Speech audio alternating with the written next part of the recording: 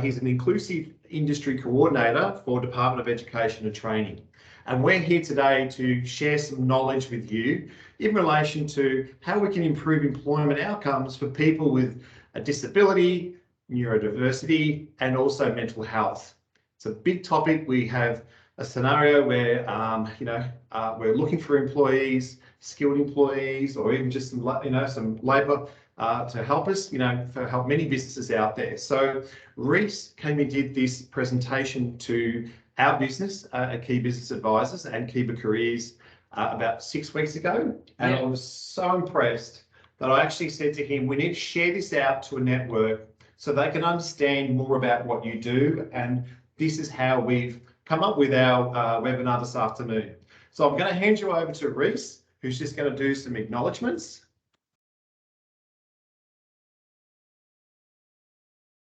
So yeah, I'd like to acknowledge that today we're here on the traditional lands of the Kulin Nation and pay my respects to elders past, present, and the young people who are their future. Beautiful, wonderful. Okay, thanks, Reece. And look, a little bit about myself. I'm Managing Director of a company called Key Business Advisors and Kiva Careers. And, we've been operating for nearly 15 years now. And in our consultancy business, Key Business Advisors, like a management consultancy business where we help businesses with employer engagement training programs. We work in, business strategy and growth, people and culture. We're all about, an outsourced HR business. So we try and place people into companies. And we're all about leadership and sales training. So this is what we do as a professional business. And then we also have a company called Kiva Careers, and that business is all about employer engagement. We have an employer engagement training program. So how to get, if I can say, in particular, young people into the workplace, the transition from school into employment. We're very big about,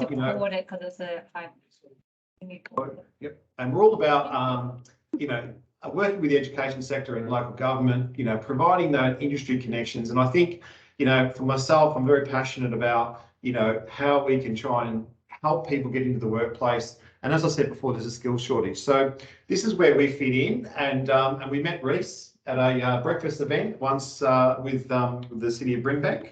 And then, as I said before, got him to come in and present to our team at Key Business Advisors and Kiva Careers.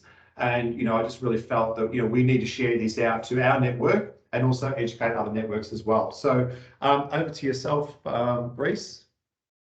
Hey, everyone. So yeah, my name's Reece. I work for the Department of Education and Employment in the Industry Engagement for Priority Cohorts project, which means I work to improve employment outcomes for young people with disabilities. I have disability myself, so I'm dyslexic and also have some physical disabilities.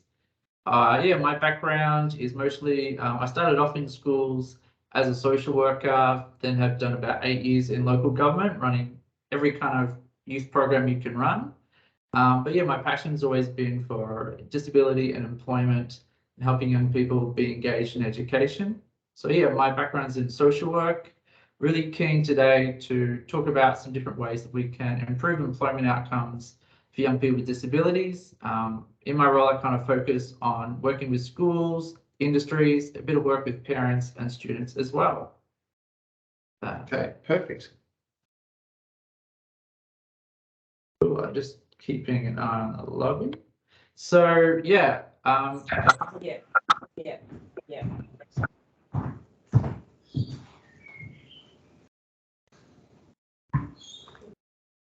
So as a part of the industry engagement priority cohorts, we work with people who are in out of home care, which is another colleagues of mine. I've got a colleague who works in Parkville. Myself, I work in Keilor Downs Secondary College. I've also got a colleague who works in Nelson Park down in Geelong and in Greater Shepparton. And we'll also have some Koori workers along with us soon. Beautiful. Just check, I think there's still people waiting in the lobby. So we've got actually 134 people have registered for today's event. So this is very much a very hot topic. So and Reece and I are a bit of a tag team here. So I'm organising the slides and he's letting people in. So just bear with us. But what I want to talk to you about is our why. Why would I thought this, did I think this was a great idea to do a joint webinar with Reece? Well, for me, not only I think, commercial businesses of today need to get more involved working with organisations like yourself, and I think it's really important. We know that there's a skills shortage, and in Victoria in particular, we're facing a shortage. This is some information that was published on the 22nd of August of this year through The Age by a gentleman by the name of Josh Gordon. And, pretty much, they believe that we're going to have a shortage of staff or employees by 2025 of around 400,000 people. So that's very daunting. When I quote these numbers with people out in industry, because they're all looking for employees, and there's a lot of disruption going on out there in the marketplace at the moment, because we're all trying to meet our clients' demands, but we need people to try and help execute our strategy within business and in government as well. I think, we need to educate employers about alternative options. And this is what this webinar is about. How do we let them, you have another option out there, and you can get some sort of funding for this option as well, which I think is fantastic, which I'll let Reece talk about. And, again, we look at new avenues to make this work. So yes, it can make this work. And, we talk about people with disability. I love my tennis, right? Dylan Alcott, right? Yeah, he's great. He's great, our ambassador for the year. He's really put it out there that what's wrong with having somebody in a wheelchair in a workplace and stuff like that, which I think is really, really important. New ways to working to unlock talent, I think is really important. And I think the thing for me is, and we want to continue to do this, is we need to build more trust and confidence with employers and job seekers. Because if I've got a disability, right, then I'm a little bit, scared of going into the workforce. And I think from an employer's point of view, they're also a little bit fearful, like, what if I say the wrong thing or do the wrong thing? And they want to try and they want to try and do the right thing. So I think what's important is, we've got to just build that trust and confidence. And this is what this presentation is about. So enough said by me. I'm going to hand it back to you, Reece. Thanks. I think you really hit the nail on the head there around, people with disability want to get into employment, but it's a big, brand new world. And definitely with employers, they want to help and they want to do the right thing, but they don't want to stuff it up. Yep. So hopefully today we can provide some ideas and some ways that make you feel a bit more comfortable hiring a person with a disability and taking them on. The slide that you can see in front of you is the reason why my job exists. So talking about the unemployment rate for people with disability. So you can see there in the orange is people with disabilities, and I broke it down into age groups. So we've got people from 15 to 24. So they're like 25% unemployed, compared to when you look at their peers on the right, it's about 10%. When you look at the 25 to 64, it's a bit lower. But yeah, mostly, and you look down at the bottom of it, the unemployment rate for people with disability is about 10.3%. This is from 2018, which is the most up-to-date stat I could find. And then we've got people without a disability. Their employment rate is about 4.6%. So it's like double. So imagine people with disability at double the rate of unemployment, which is not something that we wanted.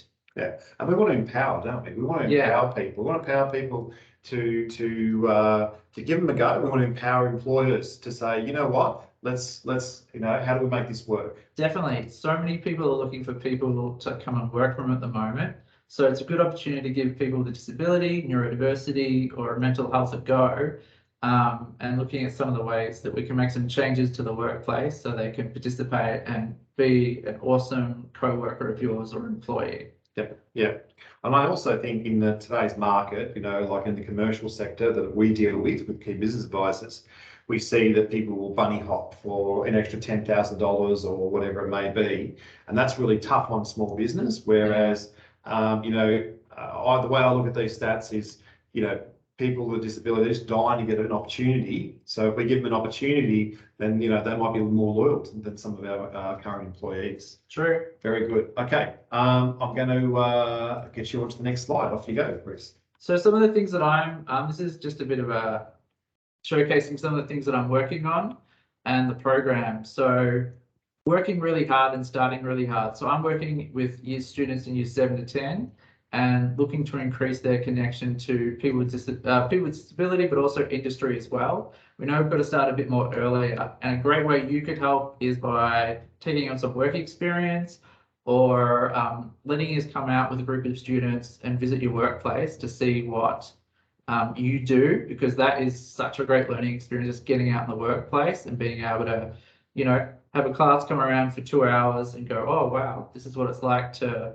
work in level crossings, or this is what it's like to work in environment, or this is what it's like to be an accountant.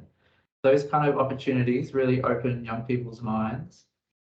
Schools, yeah, so I'm working with schools with people with disabilities, working to get guest speakers in.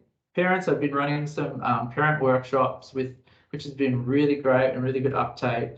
And parents are really keen to know how to help young people have career conversations and learn about the changing education space and the different pathways that are out there, and industries as well. So yeah, today is one of those things where I'm working with industry. We're presenting with you and talking to you about disability and ways that you can improve inclusiveness and recruitment.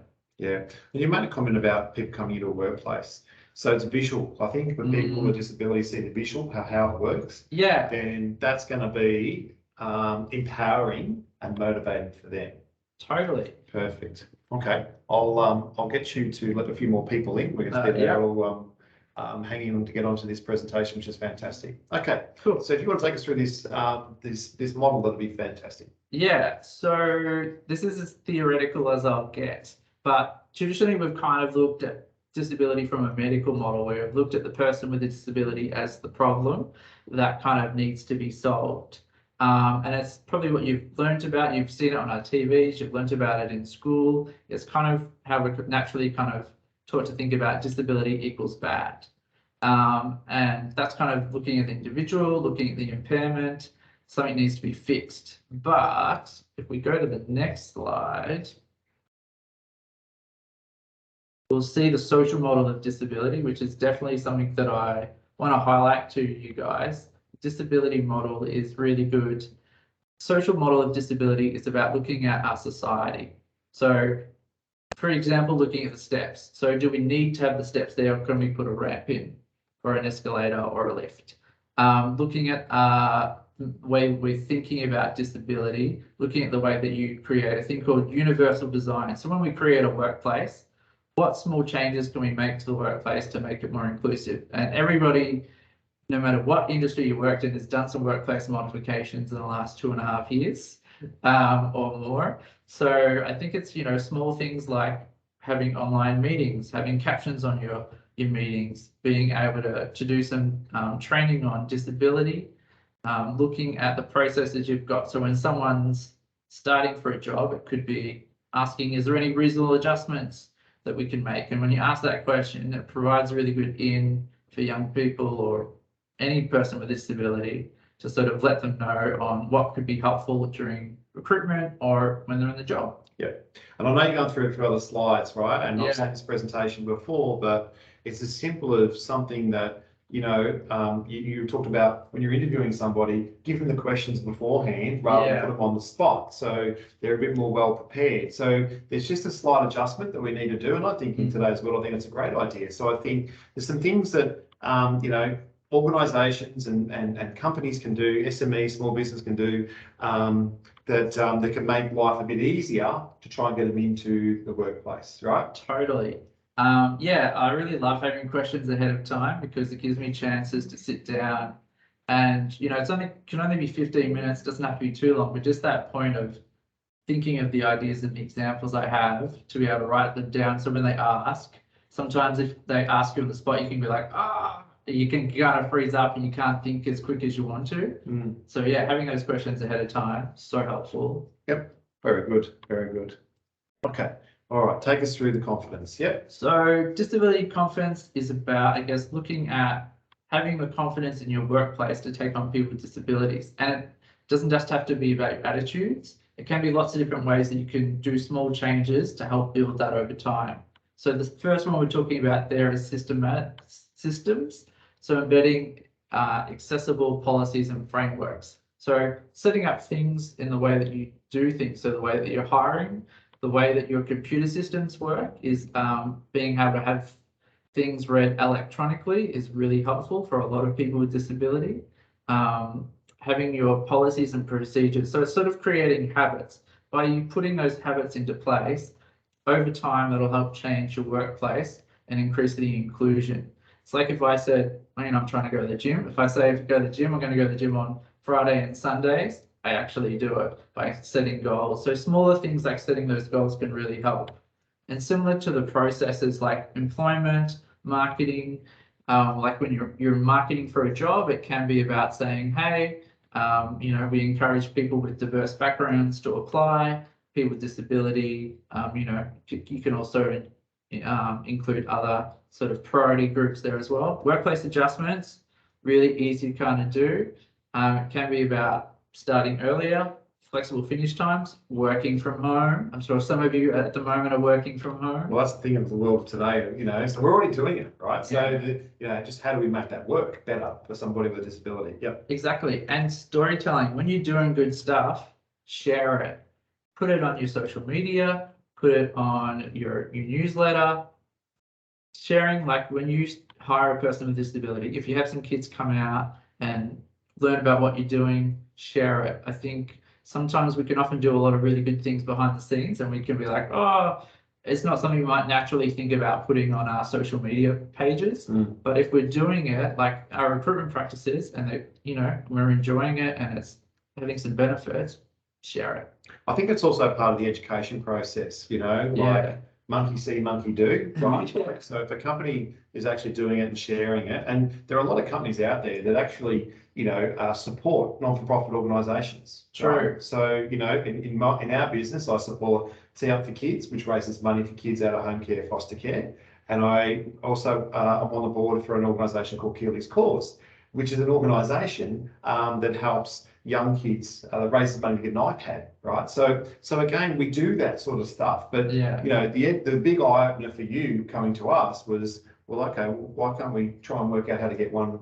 I shouldn't say that get one, but get a person with a disability into the workplace. And that disability doesn't have to be, to an extreme, right? And so you're going to get into that and explain a bit about how that works. Totally. Okay, very good. Cool. So workplace adjustments, we touched on it a little bit, but like assistive technology is a really big thing that I really love to use for one of the categories. So I will talk to the computer and I'll write what I say into an email. And then things like Grammarly, read things, I can use that to sort of proofread. Word, the computer you're using right now has assistive technology built into it. Your iPhone has technology built into it. You just got to use it. So Word has a little button, a dictate button, and you can push it and it'll write what you say into words. And it has a little function as well called read aloud, where you can highlight text and I'll read it out to you. And like simple kind of little things like that can make a really big adjustment to the workplace and like accessing information so much more inclusive and so much more helpful. Modifications to the environment. So that one can be, doesn't have to be necessarily ramps. It might be having a chill out spot where someone can go quietly and work if you're in an open plan office. Might be having headphones that people can wear during, it doesn't have to be like big, massive, obvious headphones, but if everyone's in the workplace is wearing headphones at times, it doesn't make it so necessarily like stand out. It can be just a thing that, people might want to listen to music. Some people might be listening to having the words or the emails read out to them as well. And ways of working can be lots of different things. So it might be working online. It could be about the way that we're inclusive in meetings. There's so many different things that you can do to be inclusive, like looking at changing the way that you start work, being able to have like regular check-ins with your boss and talk about how things are going. A lot of the things to make the workplace inclusive are really small, particular workplace adjustments, and they're really, really cheap. It's just having an option of knowing what they are and being able to test them out and see which ones work. Some will work and some won't. Well, I think, Reece, if I can just add a little bit to that, if I may, but we use Grammarly in this business. I use Grammarly, right? Yeah. So we use already, and so do many other organisations use this technology because at the moment, you know, there's that much pressure on industry to get work done. So we're all looking for speed. All right. So in actual fact, you know, you're the man that's working on the technology here today, right, for this, and your skill set is far greater than my skill set.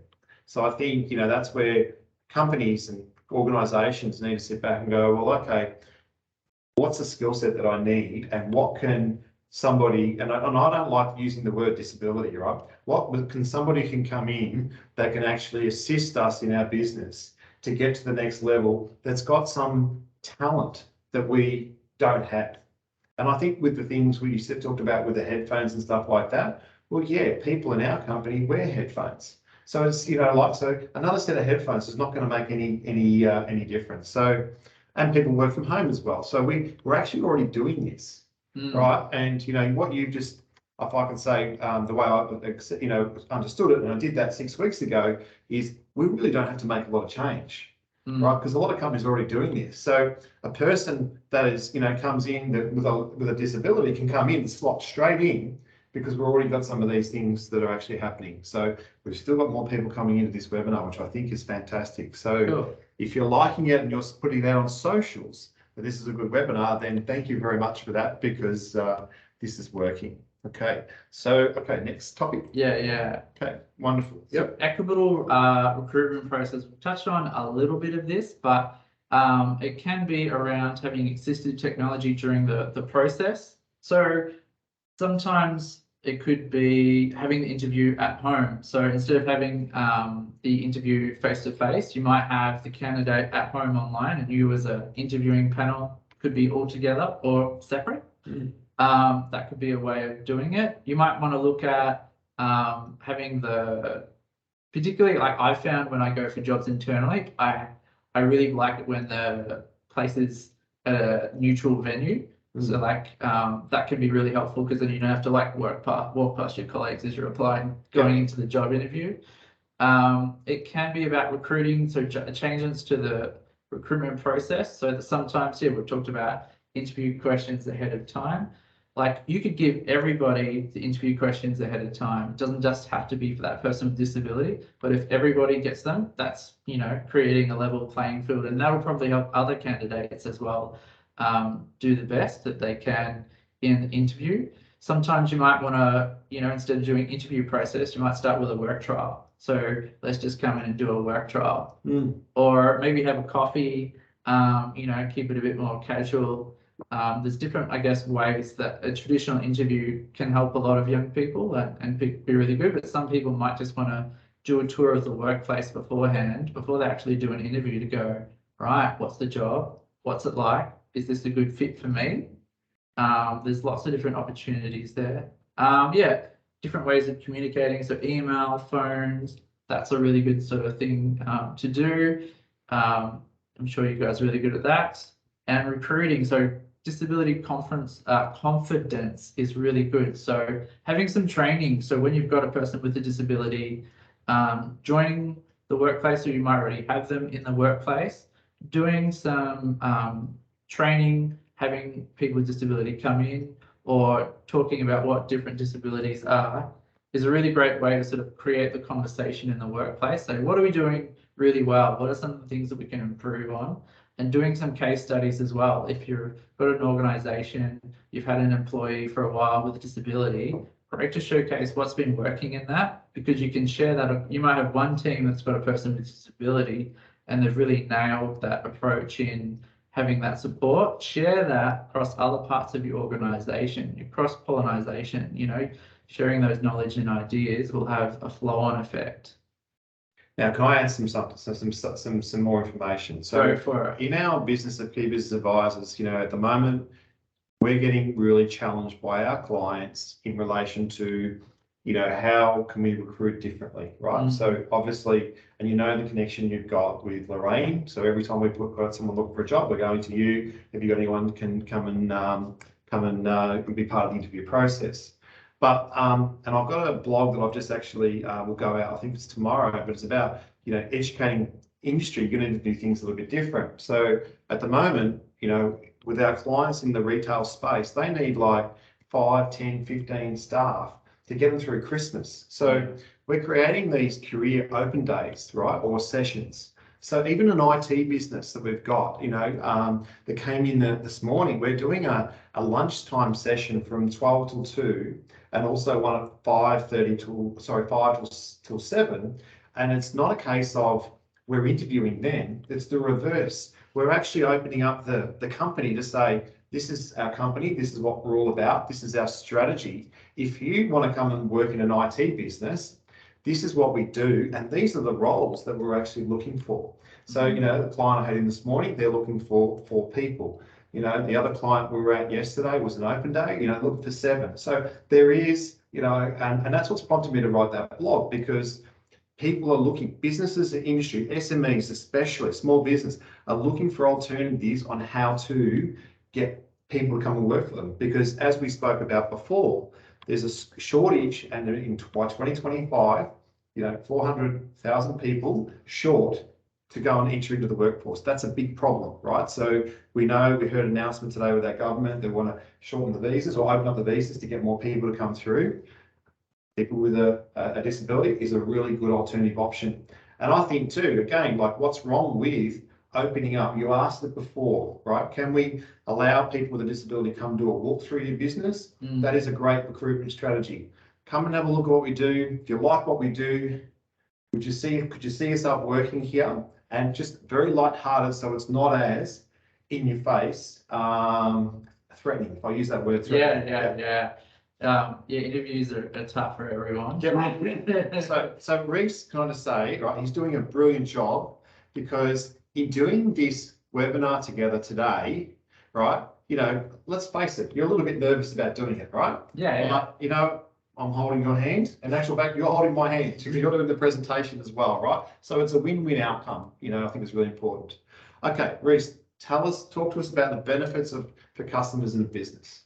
Yeah, so definitely, like, by hiring people with disability, you're also representing other people who could be your potential clients, people who use your service, and they're bringing that lived experience of what your clients are looking for. Could be about making the business more accessible, so that, you know, if you've got someone in a wheelchair working in a cafe, they understand the particulars of, you know, making sure there's enough space and movability in around, so access wise. If you've got someone with dyslexia working in your business, they're going to bring thinking outside the square boxes and bring some really good new ideas on the way that you can do business. It's going to make your businesses more accessible, but yeah, if you, like, people with disability, they say roughly 1 in 4 people have a disability of some sort. You're bringing, like, they have contacts, they know people, we shop, we buy things, we are service users, and, you know, that's a really good thing for your business to be able to say, well, if we hire this person, we're also accessing more community, more potential clients.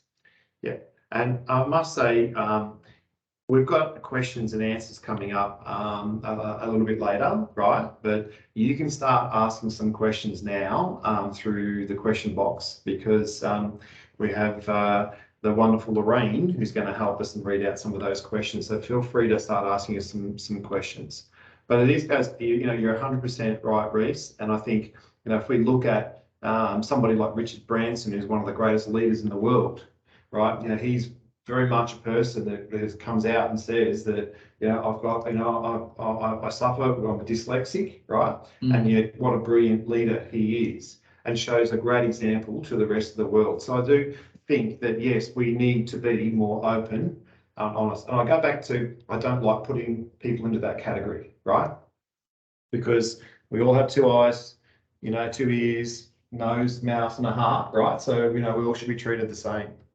Okay, so I just wanted to take you through, this is actually in the article, which was on the link before, in relation to, you know, the what was published through The Age of where we're facing the shortage. And if you can have a look, you know, if you think about the health and community services, like, that's one of the highest, and the service sector is where they reckon the shortage is actually going to be. So, you know, I really feel that we have time. If this is going to go to these levels, and we're a skill shortage right now, we can start putting some things in place to try and make this work. And and I guess if I'm not sure or I'm, how do I do this?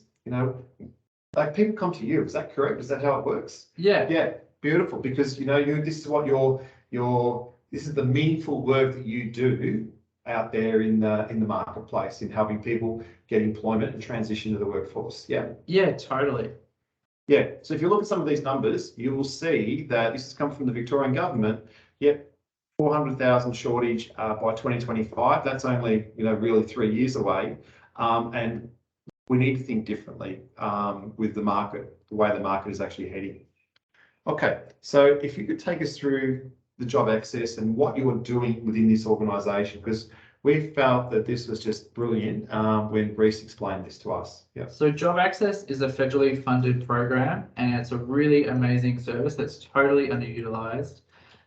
Essentially, we've been talking about workplace modifications today. This is an organisation that funds workplace modifications in your organisation, and it pays for them, or will reimburse you for the funds that you do in making your workplace more inclusive. So it can include different levels of Auslan, which I won't go into too much because it gets really technical. But the bits that I really wanted to focus on was about the physical workplace adjustments. Even though they're capped at $30,000, most workplace adjustments might cost $1,000, $1,500, and it could be a range of things. So it could be putting ramps in, it could be changing, making the doors automatic for physical things. For me, it's technology. So when I've used Job Access in the past, I've had like an OT, an occupational therapist, come out and do a assessment of the workplace. Ask me, so what do you do? What's your job? What are the inherent requirements? What things are helpful for you? So, well, yeah, having this software, Dragon Naturally Speaking, text help read and write. Yep. Having these on my computer are really great to help me access and do my work. Sometimes it might be buying a new computer. If you're a tradesman, it might be having a particular type of tool that is helpful. It's really diverse, which is a really great opportunity, and it's free. It's really easy. Also, disability awareness training. So as we were talking about that before, it's a really great thing to do to help improve the inclusion in your workplace and add on to the things that you're already doing. This is a cost of or covered for $1,500 per employee within a 12-month period. That's like, if you have that employee for a longer period of time, you can keep developing and learning your understanding of ways of being inclusive, things you could do in the workplace. Might be have someone just talking about disability. It could be having people come out and talk about different ways of being inclusive. It's really up to you to see what your work needs are and what can be helpful.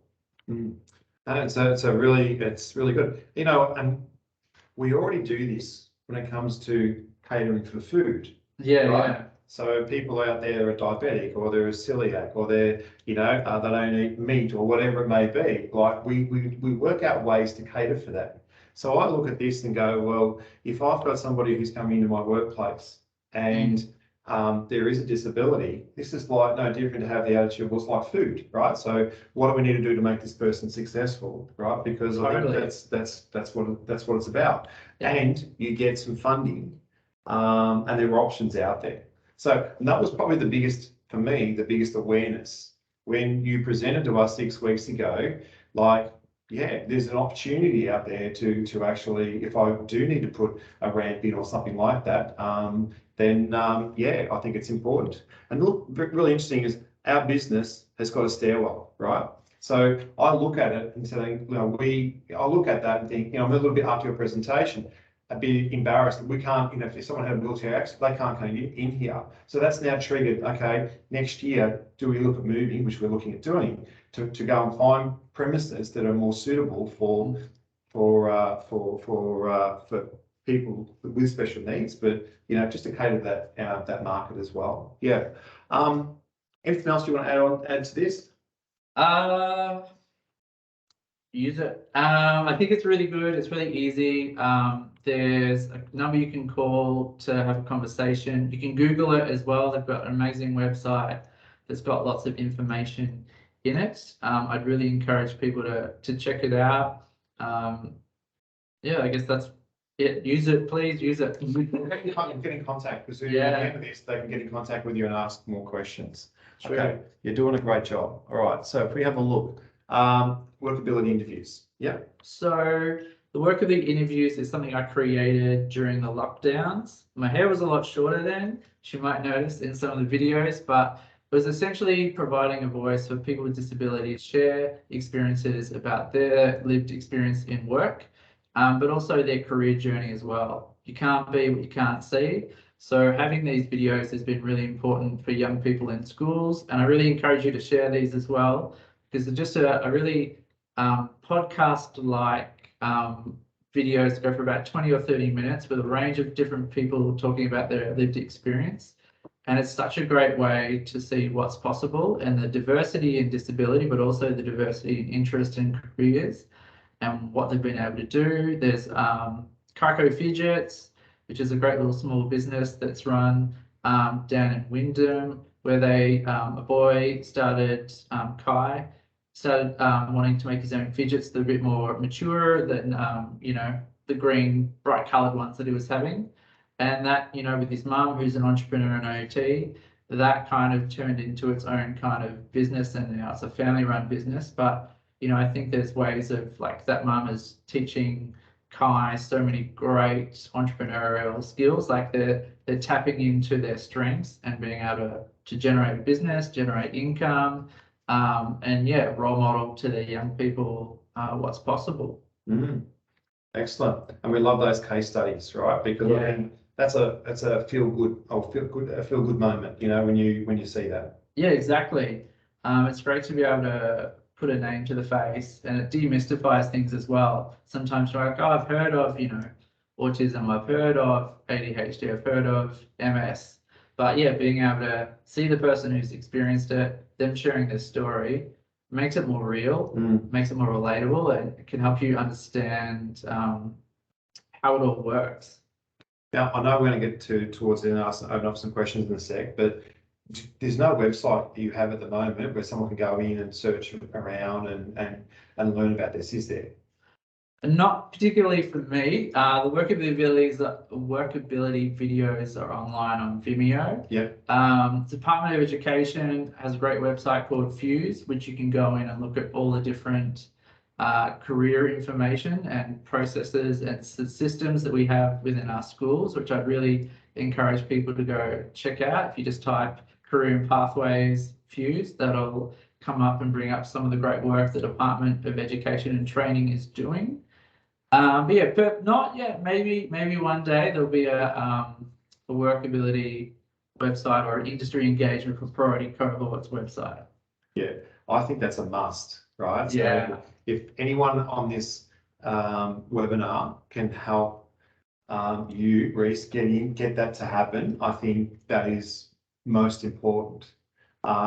Because I look at it that you're trying your hardest to bring, you know, what you talked about today into industry, into governments, and you're doing it with 2 other people, correct? Yeah. And yet this could make a massive difference to employers out there who are looking for staff, and also to the individuals where they come to do something with a purpose and it's meaningful for them. So it's actually a win-win scenario. So if anyone knows anyone out there, then please, if you can help Reece, and that's why that's why we've done this webinar, right? Because it's like we need to educate people about how this works. So let's open up some questions. So Lorraine, do we have any questions you want to jump on and just call them out? And I've got the expert here, so which is fantastic. Yep. So Lorraine she's gonna read them out. Is she got mute? Is she on mute? I might have muted her. Okay, let's I'll unmute Lorraine. Where is she? Yeah.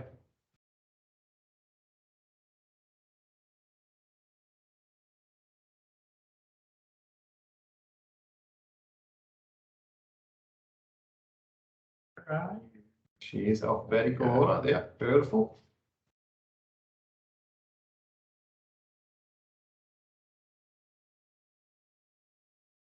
All right, Lorraine, you're all good to go, I think. No, we can't hear it. So Can't hear you. I can, hang on. Okay, am I on now? you're on Yeah. now. Yep. Camera. Hello. Yep. Perfect. Wonderful. There you go. Yeah, just a couple of comments. There's a couple of people here who would like a copy of the presentation. I think that's we were able to send that out. That would be fine. There's one question here from Jenny Port. She says, we're starting up a social enterprise and seek to employ young people who face barriers to employment. Very happy to recruit young people with a disability. I'm looking for the right terminology to use in my job ad and the best place to advertise. And Duncan's actually has put in a link to a guide for inclusive language in the chat there. Is there anything else that you would like to add to that, Reece, or? Yeah, Duncan is a wealth of knowledge, so thanks for putting that in the chat, Duncan. In terms of recruitment, yeah, just calling it disability. My sort of terminology that I use is disability, neurodiverse, which can kind of an umbrella term for ADHD, autism. It's kind of talking about the brain and it being differently wired, and mental health. In terms of resources, in terms of marketing, there's a new platform that's going to be launched soon called The Field, which is from the Dylan Alcott Foundation. That'll be solely for jobs around disability and for people with disability to go on and apply for jobs. So it's a really great way to connect directly with young people or people of all ages with disabilities that way as well. Through traditional LinkedIn and Seek as well, but I think just flagging also there's the Disability Leadership Institute that has brings together people with disabilities, the Youth Disability Advocacy Service, some great sort of peak organisations to be able to tap into that community. If you find, I guess, those peak disability organisations, also send it to me and I'll share it with my networks as well. That's a really great way to start getting that word out. And increasing the reach. It's about the collaboration, isn't it? Yeah, definitely. I think the word of mouth is really strong. Definitely advertising really helps. But yeah, I think linking in with community, linking with people with disability, they're very keen for people to get into employment and sharing those words, sharing the jobs. Yeah, we spoke before about headphones in the office. Yeah. Here we go. Lorraine's wearing headphones right now as we're speaking. So there you go. Do you have another question there, Lorraine? Yes, we do. So Paul Power has written here, employers sometimes complain about the cost of money and time to support someone with a disability. How do you overcome this?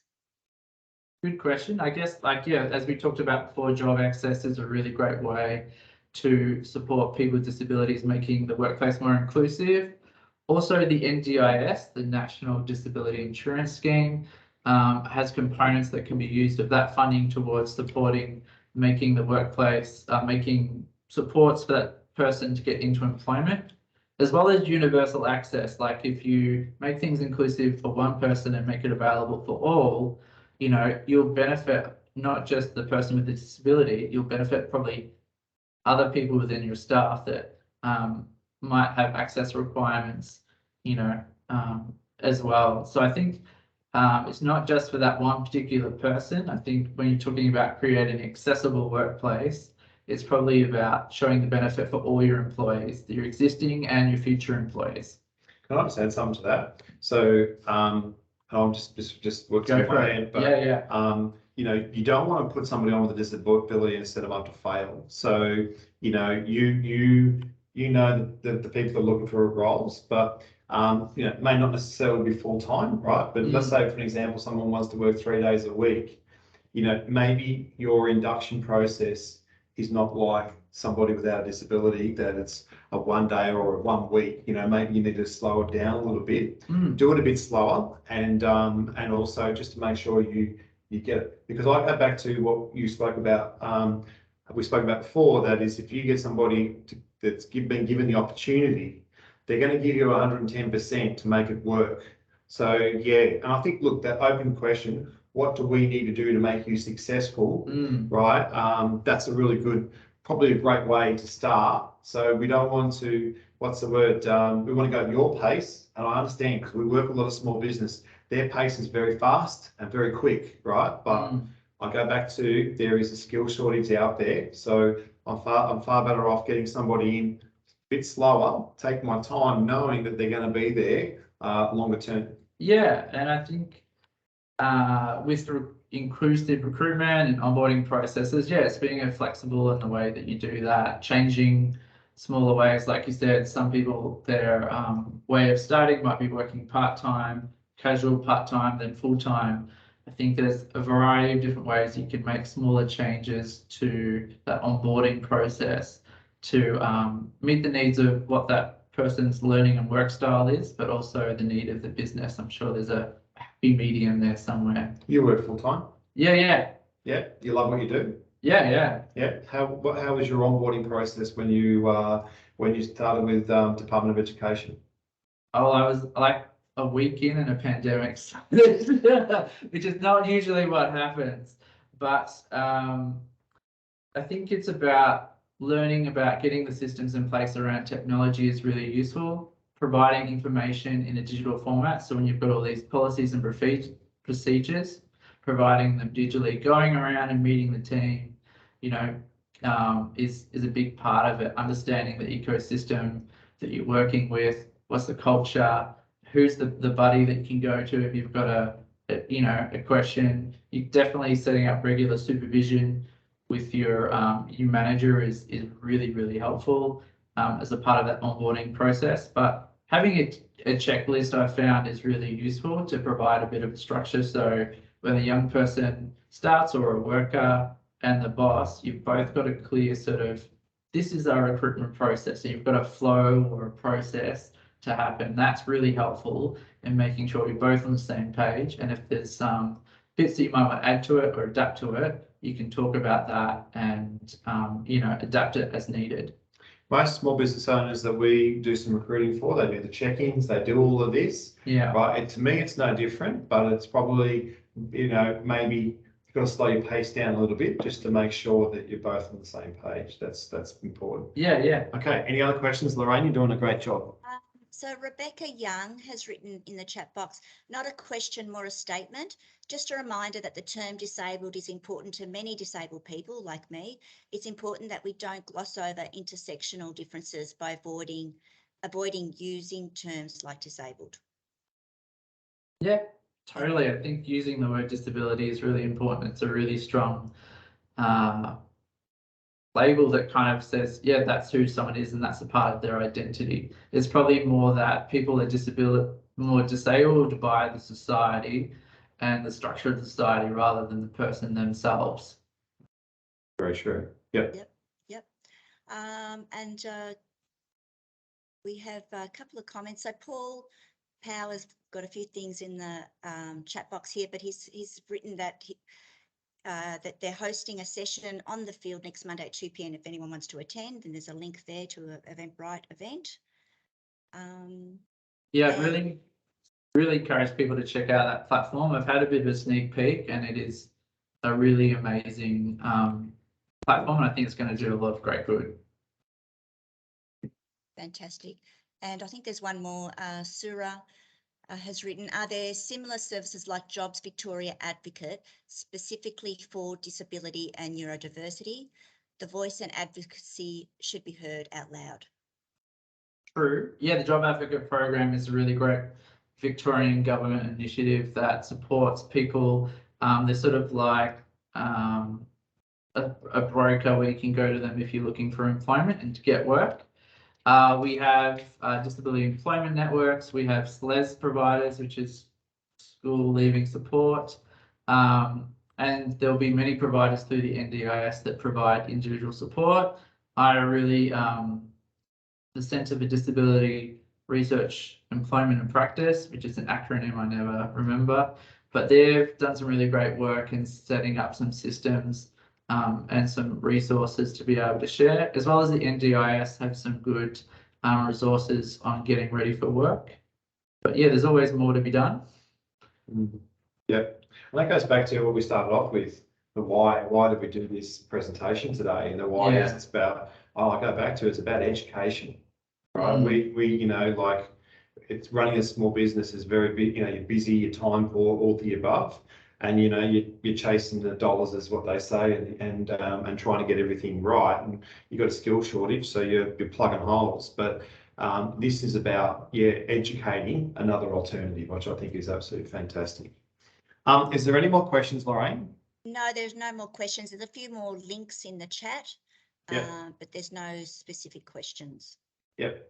So I just want to say this was our very first attempt at doing this, and I just think what you're trying to achieve, Reece, is just brilliant. I really do think it's brilliant, and a credit to you and to the team that you work with. 3 people trying to make a difference. Not saying that other organisations are not trying to make a difference, but you know, sometimes I think things just happen, they're meant to be. So us being here today is meant to be, but you know, there is a survey, you can put a QR code, we all know what these are now, put a phone up to here, and you can give us some feedback, because you know, we are committed to try and help Reece achieve the outcomes that he wants to achieve. And from Key Business Advisor's point of view, it's about educating our clientele, hey, there's another alternative.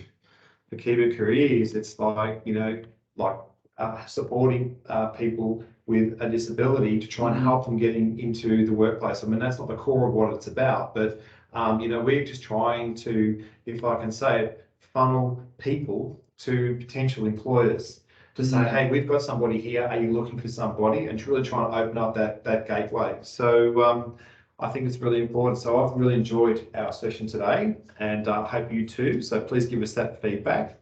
If you want to get in contact with either myself or Reece, there's our details. This is what who we are, where we are, and all the contact details as well. So, you know, I said to Reece, you're very game putting your mobile number up there, right? Because it's probably going to ring pretty hard. But you know, I hate not being able to answer the phone when people call me. So yeah, please contact our office if you want to get know a bit more about either of us.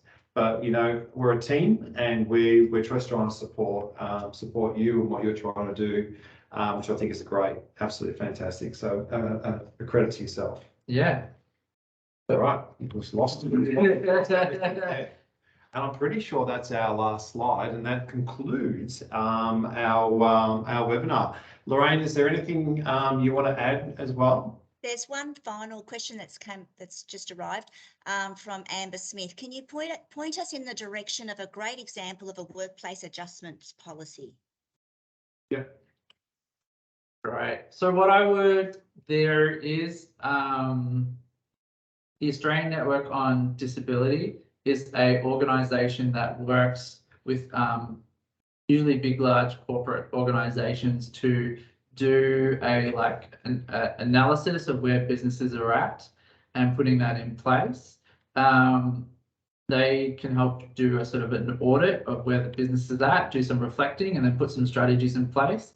A specific policy, I guess, would be, I'm trying to think of like one specifically, but I guess it's probably about looking at, could be the way that you do recruitment and saying, so when we do recruitment, what are the things we're going to need to make sure we are making sure it's inclusive, that everyone can access the interview, everyone is comfortable and be able to show their skills and their strengths is definitely something. So, well, maybe we can help you out there, because we're an outsourced HR business. So the lady's name was Annette, was that correct? Amber Smith. Amber, you know what?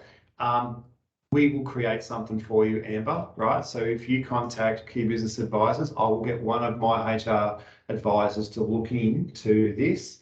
And then once we've done the policy or something like that, we'll run it by you, Reece, and make sure that you think that that's fine. And we'll do our best to do that research and create something for you.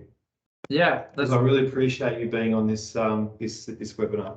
Yeah, that sounds like a great idea. There's definitely a lot of really good policies out there.